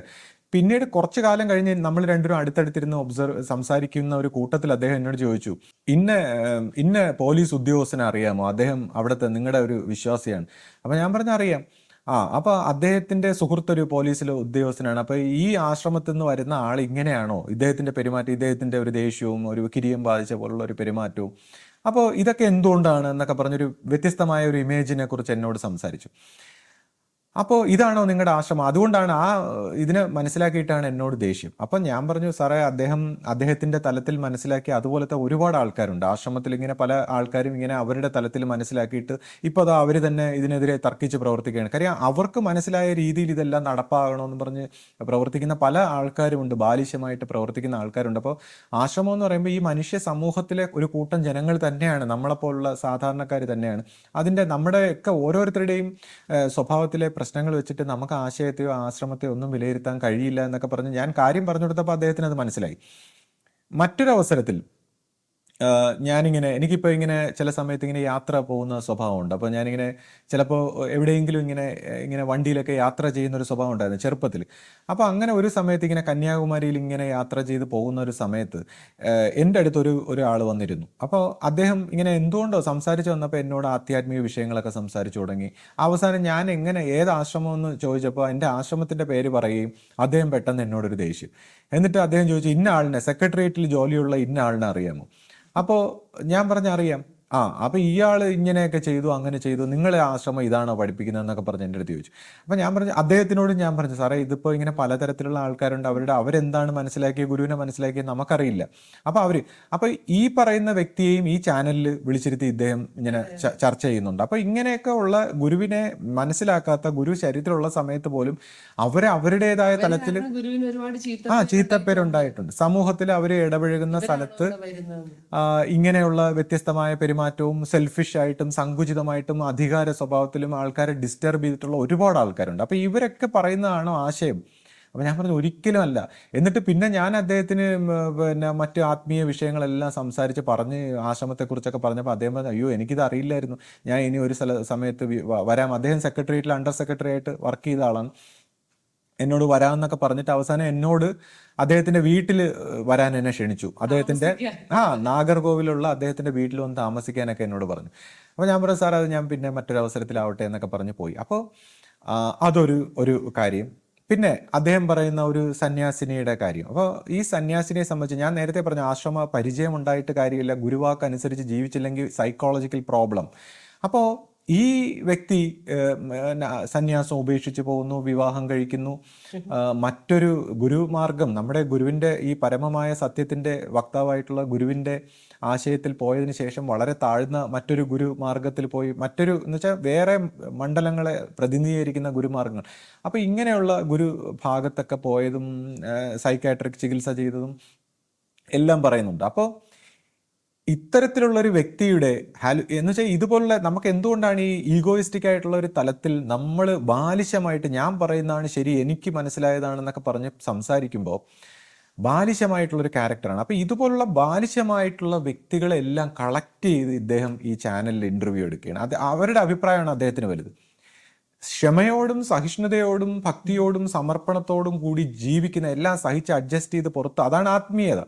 അങ്ങനെ ജീവിക്കുന്നവരെല്ലാം അദ്ദേഹത്തിന് അന്ധവിശ്വാസികളാണ്. ഈ ബാലിശമായിട്ട് താൻ മനസ്സിലാക്കിയതാണ് ശരിയെന്നും പറഞ്ഞ് സൈക്കോളജിക്കൽ പ്രോബ്ലം ഉള്ള മനുഷ്യരെയൊക്കെ കളക്ട് ചെയ്ത് എന്നിട്ട് അദ്ദേഹവും അതിൻ്റെ ഒരു കൂട്ടാണ്. അപ്പോൾ ഇത് ഇങ്ങനെയുള്ള കളക്റ്റീവായിട്ടുള്ള വ്യക്തികളാണ്. അവരുടെ മിസറുകളും അവരുടെ പ്രശ്നങ്ങളും ഇതെല്ലാം അവരുടെ തന്നെ പ്രോബ്ലങ്ങളാണെന്ന് അദ്ദേഹത്തിന് മനസ്സിലാവുന്നില്ല, അവർക്കും മനസ്സിലാവുന്നില്ല.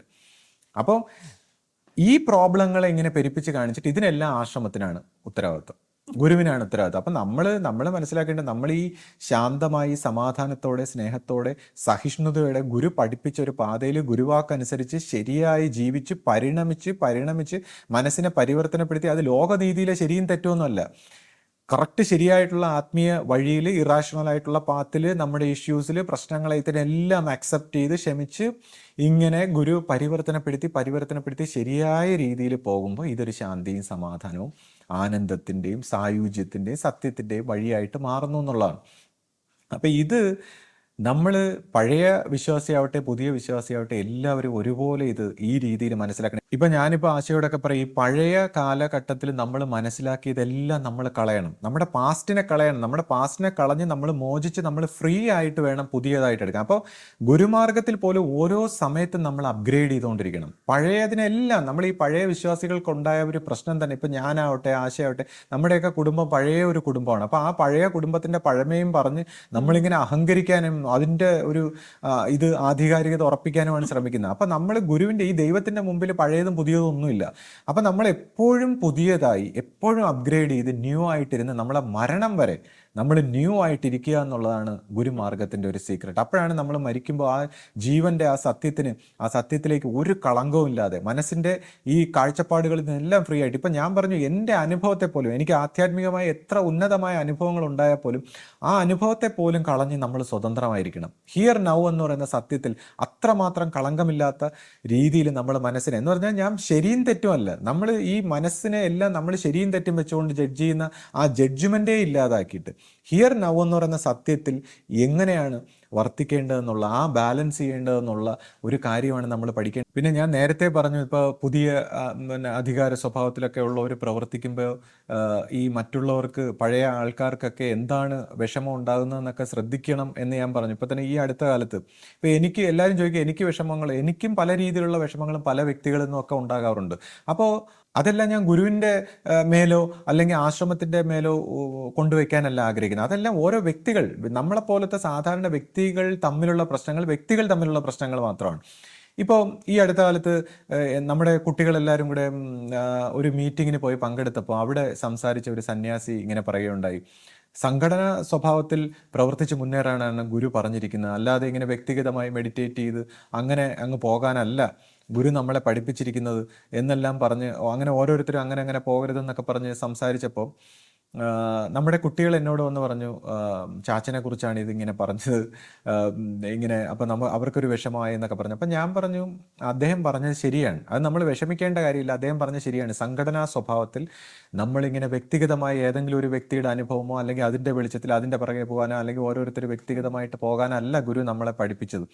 അപ്പോൾ ഗുരു പോലും ഇങ്ങനെ ഒരു സംഘടനാ സ്വഭാവത്തിൽ അവർ പ്രവർത്തിക്കുമ്പോൾ ആ സംഘടനയുടെ അതിനെ അനുസരിച്ച് കൊണ്ടാണ് ഗുരു പോലും പ്രവർത്തിച്ചിട്ടുള്ളത്. ആ സംഘടനാ സ്വഭാവത്തിന് അതിന് വിധേയപ്പെട്ടുകൊണ്ട് പ്രവർത്തിച്ച് നമ്മളെ ഒബീഡിയൻസ് കാണിച്ചു തരികയാണ് ഗുരു ഉണ്ടായിട്ടുള്ളത്. അപ്പം നമ്മളും അതുപോലെ ആ ഒരു സംഘടനാ സ്വഭാവത്തിൽ പ്രവർത്തിക്കേണ്ടത് എന്താണെന്ന് നമ്മൾ തീർച്ചയായിട്ടും മനസ്സിലാക്കിയിരിക്കണം. അത് വ്യക്തിഗതമായി ഓരോ വ്യക്തികളുടെ പുറകെ പോകാൻ പറ്റില്ല. പക്ഷേ എന്നാലും ഓരോ കാര്യങ്ങൾക്കും ഒരു എക്സെപ്ഷണൽ കേസുണ്ട്. ചില കാര്യങ്ങൾ, ചില സാഹചര്യങ്ങൾ, അതിനെല്ലാം വ്യത്യസ്തതയുണ്ട്. ഇപ്പോൾ ഒരു പക്ഷേ ഞാൻ ഇങ്ങനെ ഒരു മെഡിറ്റേഷൻ്റെ പാത്തിലൊക്കെ പോയത് കൊണ്ടായിരിക്കാം എനിക്കിതിപ്പോൾ സംസാരിക്കാൻ പറ്റുന്നത്, ഈ രീതിയിൽ സംസാരിക്കാൻ പറ്റുന്ന ഒരു സാഹചര്യം വരുമ്പോൾ. അല്ലെങ്കിൽ ഇപ്പോൾ ആശയാവട്ടെ ഞാനാവട്ടെ നമ്മളെല്ലാം പഴയ ഈ ആശ്രമ സ്വഭാവത്തിലൊരു പഴയ കുടുംബങ്ങളുടെ വക്താക്കളാണ്. അപ്പോൾ നമ്മൾ ഈ സംഘടനാ സ്വഭാവത്തിൽ നമ്മളും പ്രവർത്തിക്കുന്നുണ്ടെങ്കിൽ ഒരു പക്ഷേ അല്ലെങ്കിൽ ആ രീതിയിൽ നിന്നിരുന്നെങ്കിൽ നമുക്ക് ഇന്ന് നമ്മളിങ്ങനെ പറയുമ്പോൾ ഇത് നിഷ്പക്ഷമായിട്ട് സംസാരിക്കുന്ന, അല്ലെങ്കിൽ നമ്മളിതിൻ്റെ ഗുണഭോക്താക്കളല്ലേ, നമ്മളും ഇതിൻ്റെ ഭാഗം. അപ്പം നമ്മളിത് സംസാരിക്കുന്നത് നിഷ്പക്ഷമായിട്ടാണ്, അല്ലെങ്കിൽ ഗുരുവിൻ്റെ ആ സത്യം മനസ്സിലാക്കിയിട്ടാണ്, അല്ലെങ്കിൽ ഗുരുവിൻ്റെ ആ സ്നേഹത്തിൽ അധിഷ്ഠിതമായിട്ടാണ് ഇത് സംസാരിക്കുന്നതെന്നുള്ള ഒരു ഓഥൻറ്റിസിറ്റി ഇവിടെ വരികയാണ്. അപ്പോൾ അതുകൊണ്ട് ഒരു പക്ഷേ ചില കാര്യങ്ങൾക്ക് ചില എക്സെപ്ഷണൽ കേസുകളുണ്ട്, അത് നമ്മളെല്ലാവരും അംഗീകരിക്കണം. എന്നാൽ ഇപ്പോൾ ഞാൻ ഈ വ്യക്തിഗതമായിട്ട് ഇപ്പോൾ ഇങ്ങനെ സംസാരിക്കുന്നത്, ഇപ്പോൾ ഞാൻ സംസാരിക്കുന്ന പോലെ മറ്റൊരാൾ സംസാരിക്കുന്നത് ഞാൻ പോലും അംഗീകരിക്കില്ല. അങ്ങനെ സംസാരിക്കാൻ പാടില്ല. ഒരു ആശ്രമ സ്വഭാവത്തിൽ ആ ഒരു ഒബീഡിയൻസിനും ഒരു സംഘടനാ സ്വഭാവത്തിനും അതിൻ്റെ പാറ്റേണിനും ഒക്കെ വിലയുണ്ട്. അപ്പോൾ എന്നെ ആരും സപ്പോർട്ട് ചെയ്യണമെന്നും ഞാൻ ആവശ്യപ്പെടില്ല, അങ്ങനെ ഒന്നും ഞാൻ പറയാൻ പാടില്ല. എന്നാലും ചില വ്യക്തികൾ നമുക്ക് സ്നേഹമായിട്ട് അവർ വളരെ ബോൾഡായിട്ട് അവർ ആ പറയുന്ന കാര്യങ്ങൾ ശരിയാണെന്ന് മനസ്സിലാക്കി വ്യക്തിയെ സപ്പോർട്ട് ചെയ്യുകയല്ല, ആ കാര്യത്തിന് സപ്പോർട്ട് ചെയ്തുകൊണ്ട് അവർ സപ്പോർട്ട് ചെയ്യുമ്പോൾ നമുക്ക് അവരോട് വളരെയധികം സ്നേഹാദരത്തോടെ ഞാൻ അവരെ സ്മരിക്കുന്നു.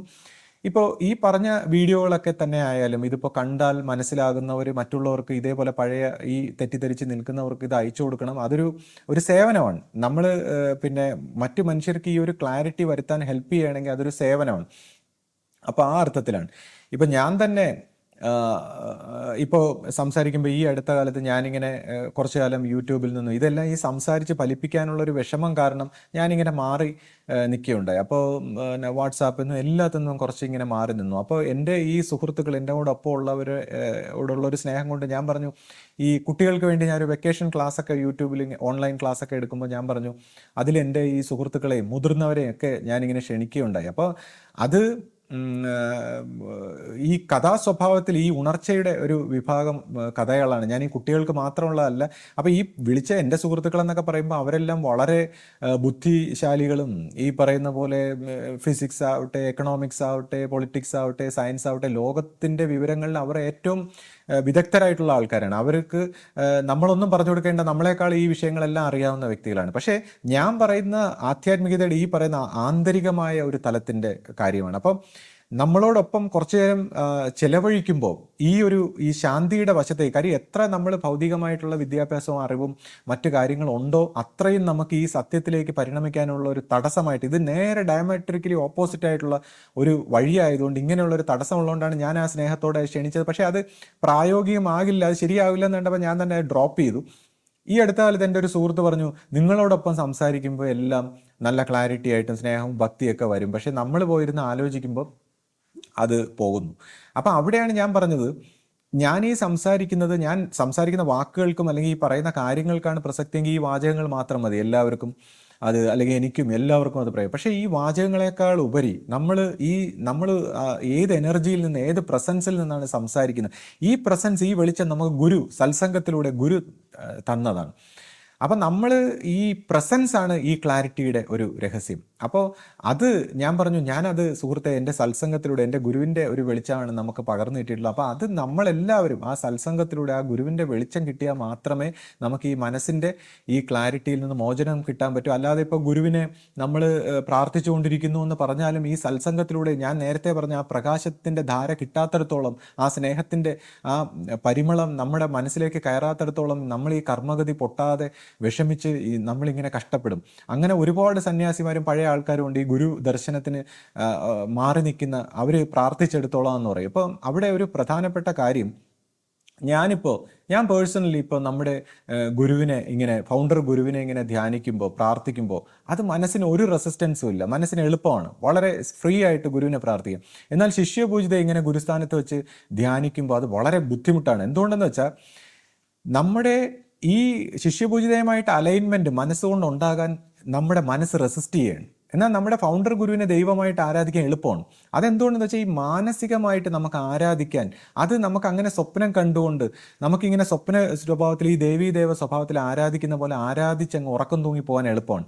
പക്ഷേ ഇപ്പോൾ ഫിസിക്കൽ ഡയമെൻഷനിലുള്ള ഗുരുവിനെ, നമ്മുടെ ഈ ഫിസിക്കൽ തലത്തിൽ നമ്മളോടൊപ്പം ഉള്ള ഗുരുവിനെ നമ്മൾ ചേർത്ത് വെക്കാൻ നോക്കുമ്പോൾ, മനസ്സിൽ ചേർത്ത് വെക്കാൻ നോക്കുമ്പോൾ നമ്മുടെ ഫിസിക്കൽ മൈൻഡ് റെസിസ്റ്റ് ചെയ്യണം.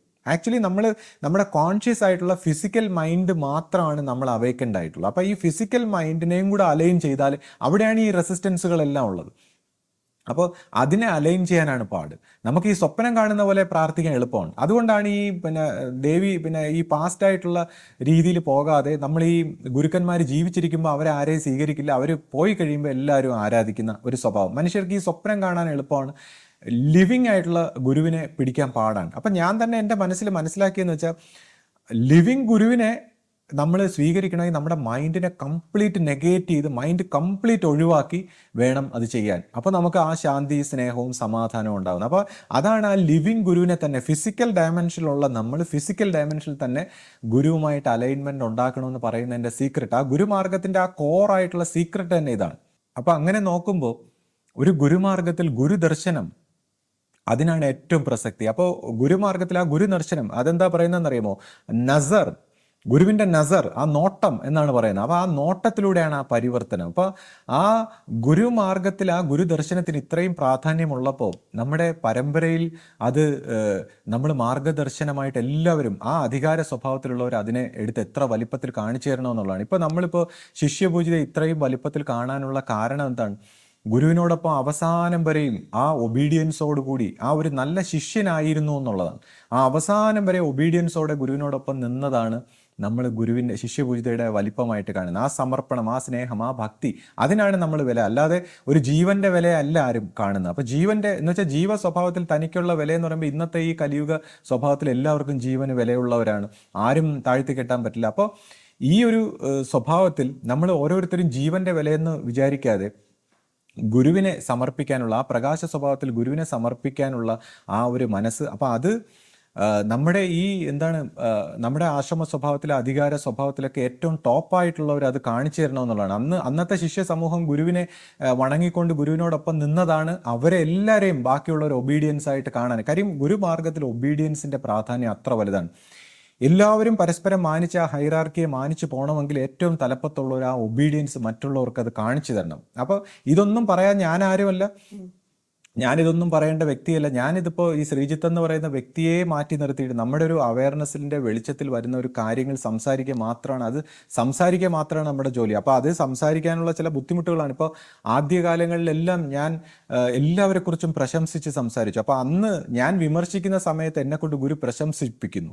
അപ്പോൾ നമ്മളതൊരു സംഘർഷത്തിലൂടെയാണ് അത് സംസാരിക്കുന്നത്. അതിനുശേഷം ഇപ്പോൾ നമ്മൾ ചില സമയത്ത് വിമർശിക്കുന്ന രീതിയിൽ നമ്മുടെ മനസ്സിൽ കൂടെ അത് ഗുരു സംസാരിക്കണം. അപ്പോൾ എന്തുകൊണ്ടാണ് ചില വിമർശനങ്ങളാണ് നമ്മളെ ഇരുത്തുന്നത്? ഇപ്പോൾ ഈ അധികാര സ്വഭാവത്തിലൊക്കെ വരുമ്പോൾ നമ്മൾ വഴിതെറ്റിപ്പോകാനുള്ള സാധ്യത അത്രമാത്രം കൂടുതലാണ്. അപ്പോൾ ആ അധികാര സ്വഭാവത്തിൽ നിൽക്കുന്നവർ ഈ വിമർശനങ്ങളെല്ലാം പ്രായോഗികമായിട്ടുള്ള ശരിയായിട്ടുള്ള വിമർശനങ്ങളെല്ലാം ശരിയായ രീതിയിൽ കണ്ട് ഈ ഗുരുമാർഗത്തിൻ്റെ നന്മ അത് ഏറ്റവും തലപ്പത്തിലുള്ളവർ തന്നെ, അതായത് ഇപ്പോൾ നമ്മുടെ പ്രസിഡന്റും ജനറൽ സെക്രട്ടറി ഒക്കെ ആയിട്ടുള്ള സന്യാസിമാരൊക്കെ ആ ഗുരുദർശന സമയത്ത് വല്ലപ്പോഴെങ്കിലും വന്ന് ആ ഒബീഡിയൻസ് ആയിട്ട് നിന്ന് അത് കാണിച്ചു തരണം. അവിടെ കുറച്ച് കർമ്മവും പ്രവർത്തനങ്ങളൊക്കെ ചെയ്ത് കാണിച്ചു തരുമ്പോൾ മാത്രമാണ് അവരെ നമുക്ക് മാനിക്കാൻ കഴിയുന്നത്. കാര്യം നമ്മുടെയും മനസ്സിൽ ആ ഒബീഡിയൻസ് ഇങ്ങനെ ആ ഗുരുവിനോടുള്ള ഒബീഡിയൻസ് ഹൈറാർക്കി ആയിട്ട് വരുമ്പോഴേ നമുക്കും മനസ്സിൽ മാനിക്കാൻ പറ്റും. ഓരോരുത്തരും പണ്ടത്തെ കാലത്തെല്ലാം ഉള്ള ഗുരു ശിഷ്യ ബന്ധത്തിൽ ഇങ്ങനെ ആ ഒബീഡിയൻസ് വരുന്നത്. അല്ലാതെ നമ്മളിപ്പോൾ വ്യക്തി പ്രാധാന്യം എന്ന് പറയുന്ന ഒരു സംഭവം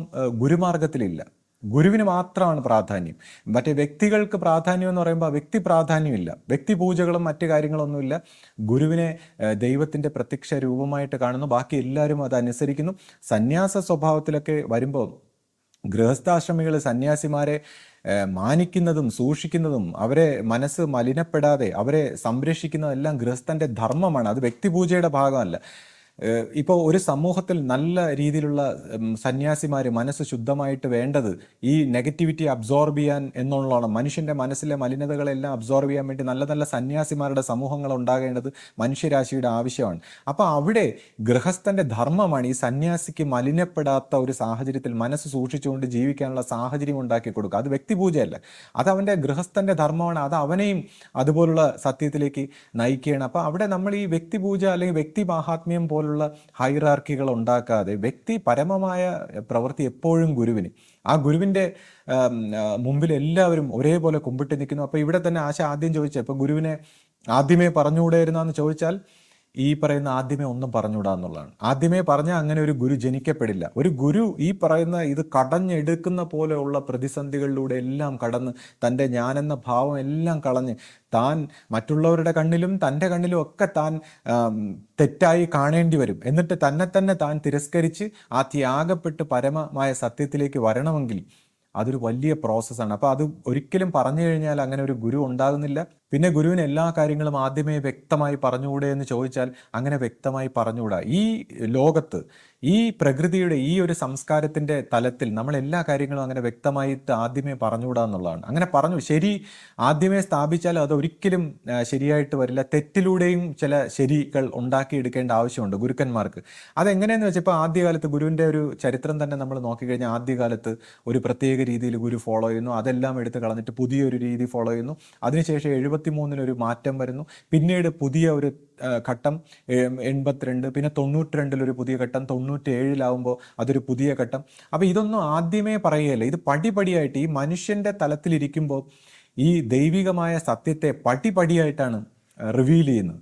അങ്ങനെ ഗുരു ആദിസങ്കല്പത്തിൽ ശേഷം ലയിച്ചതിന് ശേഷം മറ്റൊരു തലത്തിൽ ഇത് പടിപടിയായിട്ട് വേറൊരു തലത്തിലാണ്. ഓരോ കാലഘട്ടത്തിനനുസരിച്ച് പുതുക്കി അപ്ഗ്രേഡ് ചെയ്തുകൊണ്ടാണ് ഇതിനെ കൊണ്ടുപോകുന്നത്. കാര്യം മനുഷ്യർക്ക് ഇത് മനസ്സിലായാൽ ഈ ആർട്ടിഫിഷ്യൽ ഇൻ്റലിജൻസിന് എല്ലാ അറിവും കൊടുത്ത് അവസാനം അവർ ഹ്യൂമൻ ബീയിങ്സിനെ പോലെ കോൺഷ്യസ് ആകുമെന്ന് പറയുന്ന പോലെ, അല്ലെങ്കിൽ ആ ഒരു രീതിയിലേക്കുള്ള ഒരു അപകടങ്ങളിലേക്ക് വരാതെ നമ്മുടെ ഇന്ന് നിൽക്കുന്ന ഈ സിസ്റ്റത്തിലേക്ക് എല്ലാ അറിവും നമ്മൾ പകർന്നു കൊടുത്താൽ അത് ആ ഒരു അറിവാക്കിയിട്ട് അതൊരു സംസ്കാരമാക്കി ഉറക്കം തൂങ്ങാനുള്ള ഒരു അവസരം ഉണ്ടാകുന്നതുകൊണ്ട് പടിപടിയായിട്ട് ഇങ്ങനെ മാറ്റിക്കൊണ്ടിരിക്കും. ഗുരുക്കന്മാരെല്ലാം ആദ്യം ഇങ്ങനെ പറയും, എന്നിട്ട് അങ്ങനെ പറയും, എന്നിട്ട് ഇങ്ങനെ മാറ്റും, അങ്ങനെ മാറ്റും. ഇങ്ങനെ മാറ്റി മനുഷ്യനെ ഉണർത്തി എടുക്കുക എന്നുള്ളതാണ്. ചില കാര്യങ്ങൾ ഇപ്പോൾ ചില ബിൽഡിങ്ങുകളൊക്കെ ഉണ്ടാക്കുമ്പോൾ മറ്റൊരു കൺസ്ട്രക്ഷൻ ഉണ്ടാക്കിയിട്ട് അതിനെ അങ്ങ് പൊളിച്ചു കളയും, എന്നിട്ട് യഥാർത്ഥമായ കാര്യം. അപ്പോൾ ഇങ്ങനെ മാറ്റിയും തിരിച്ചും ഒക്കെ പ്രവർത്തിക്കുന്ന ഗുരുവിൻ്റെ ലോജിക്ക്, അത് നമ്മൾ ആ ഗുരുക്കന്മാരുടെ ആ ലോജിക്കിൻ്റെ ആ വശത്തെ നമ്മൾ ചോദ്യം ചെയ്തുവിടുക എന്നുള്ളതാണ്. അപ്പോൾ ഗുരു ആദിസങ്കല്പത്തിൽ ലയിച്ചതിന് ശേഷം മറ്റൊരു രീതിയിൽ ഇപ്പോൾ പലരും ഗുരു പോയി എന്നുള്ള രീതിയിൽ കരുതിയിട്ടാണ് ഇവരൊക്കെ പോലുള്ളവർ സംസാരിക്കുന്നത്. പക്ഷേ ഗുരുക്കന്മാർക്ക് അങ്ങനെ പോകാൻ കഴിയില്ല എന്നുള്ളതാണ്. അതായത് വളരെ തീവ്രമായ അവബോധത്തിൽ, വളരെ സത്യമായിട്ടുള്ളൊരു അവബോധത്തിൽ വർത്തിക്കുന്ന ഗുരുക്കന്മാർക്ക് അവരുടെ ഭൗതിക ശരീരം പോയാലും അവർ സൂക്ഷ്മ മണ്ഡലത്തിൽ നിലനിൽക്കുന്നു എന്നുള്ളതാണ്. അതായത് അല്ലെങ്കിൽ ശിഷ്യന്മാർ അവരെ സൂക്ഷ്മ രൂപത്തിൽ നിന്ന് വിടുന്നില്ല എന്നുള്ളതാണ്. സൂക്ഷ്മ തലത്തിൽ കാലാകാലങ്ങളിൽ ശിഷ്യന്മാർ ഈ മഹത്തായ ഫൗണ്ടർ ഗുരുക്കന്മാരെ അവർ സംരക്ഷിക്കും. എന്ന് വെച്ചാൽ മനുഷ്യൻ്റെ ഓരോരുത്തരുടെയും മനസ്സിലാണ് ഈ ഗുരുവിൻ്റെ നമ്മളെല്ലാം മാനസിക തലത്തിലുള്ള, ഇപ്പം നമ്മുടെ പഞ്ചേന്ദ്രിയങ്ങളാൽ ഈ ഇൻഫർമേഷൻ വെച്ചിട്ട് നമ്മുടെ മാനസിക തലമാണ് ഈ എക്സ്പീരിയൻസ് എല്ലാം തരുന്നത്. അതുപോലെ സൂക്ഷ്മ തലത്തിൽ ഈ ഗുരുക്കന്മാരെ അവരുടെ സൂക്ഷ്മ രൂപം ശിഷ്യന്മാർ മെയിൻറ്റെയിൻ ചെയ്യുകയാണ്. ഈ സൂക്ഷ്മ രൂപത്തിലെ ഗുരുവിന് എല്ലാ ഗുരു ശരീരത്തിൽ ഉണ്ടായിരുന്ന അപ്പോഴുള്ളതുപോലെ എല്ലാ നിർദ്ദേശങ്ങളും തരാനും നിയന്ത്രിക്കാനും മാനിഫെസ്റ്റ് ചെയ്യാൻ പോലും കഴിവുണ്ട്. അത് ശിഷ്യന്മാരുടെ അവസ്ഥയ്ക്കനുസരിച്ചിരിക്കും.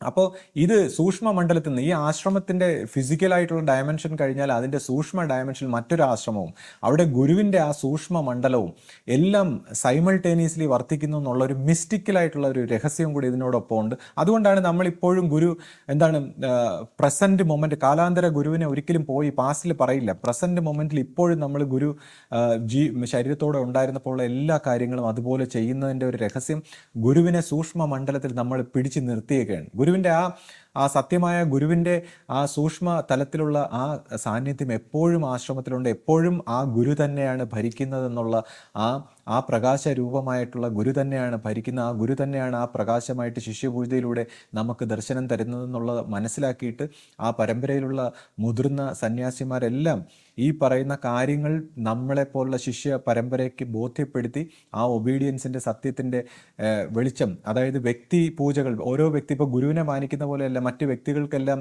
വ്യക്തിപൂജ എന്നുള്ളതല്ല, അത് ഓരോ സ്ഥാനത്തിനെ നമ്മൾ മാനിക്കുന്നു എന്നുള്ളതാണ്. അപ്പോൾ ആ സ്ഥാനത്തിനെയും എല്ലാവരും മാനിച്ച് ഇത് പ്രവർത്തിച്ചെടുക്കാൻ നമുക്ക് കഴിയട്ടെ. ഇപ്പോൾ ഞാൻ എന്തുകൊണ്ട് ഇങ്ങനെ പറഞ്ഞു എന്ന് ചോദിച്ചാൽ, ഇപ്പോൾ ചില ആൾക്കാർക്കെങ്കിലും ഇങ്ങനെ ഒരുപാട് പഴയ ആൾക്കാർക്ക് തെറ്റിദ്ധാരണ ഉണ്ടായിപ്പോയല്ലോ. അപ്പം നമ്മുടെ ഭാഗത്തുനിന്ന് തെറ്റിദ്ധാരണ ഉണ്ടാകുന്ന എന്ത് പെരുമാറ്റം, ഏത് വ്യക്തി കാരണം അല്ലെങ്കിൽ ഏത് വ്യക്തിയുടെ ഏത് പെരുമാറ്റം ആണെന്നുള്ളത് നമ്മൾ അത് അവലോകനം ചെയ്ത് ആ സ്വഭാവം, ആ പെരുമാറ്റം, അല്ലെങ്കിൽ അത് മാറ്റിയില്ലെങ്കിൽ ഉണ്ടാകാൻ പോകുന്ന ഒരു ആപത്ത്, അല്ലെങ്കിൽ ഇതിനെക്കുറിച്ചെല്ലാം അത് ഇപ്പോൾ വീഡിയോയുടെ ലെങ്ത് ഇപ്പോൾ വളരെ കൂടിപ്പോയി, അതുകൊണ്ട് നമുക്ക് മറ്റൊരു അവസരത്തിൽ സംസാരിക്കാം. ഞാനിപ്പോൾ ഇതൊന്നും വിമർശിക്കാൻ അല്ലെങ്കിൽ ഞാനാരുമല്ല, ഇതൊന്നും പറയാൻ നമുക്ക് ഒരു യോഗ്യതയില്ല, ഒന്നുമില്ല.